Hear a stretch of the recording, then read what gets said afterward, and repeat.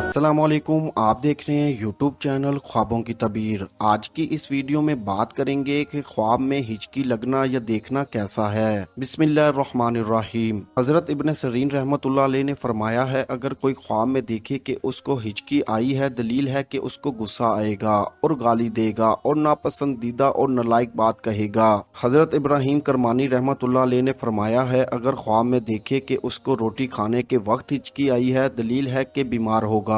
और अगर देखे कि लगातार हिचकी आई है, दलील है कि बेवजह किसी पर गुस्सा होगा। और अगर देखे कि उसकी हिचकी इसकी आवाज के साथ बुलंद हुई है, दलील है कि झूठ बोलेगा और उस झूठ से उसको मलामत होगी। और अगर देखे कि हिचकी नरम और आस्था थी, दलील है कि किसी पर गुस्सा करेगा लेकिन जल्द ही ठंडा हो जाएगा। और अगर देखे कि हिचकी की और सब कुछ बाहर निकाला है, दलील है कि उसकी मौत करीब आई है। ऐसी ही वीडियोस को देखने के लिए हमारे यूट्यूब चैनल ख्वाबों की तबीर को लाजमी से सब्सक्राइब करें और हमारी वीडियोस को ज्यादा से ज्यादा शेयर करें, क्योंकि अच्छी बात फैलाना सदका जारिया है। अल्लाह निगहबान।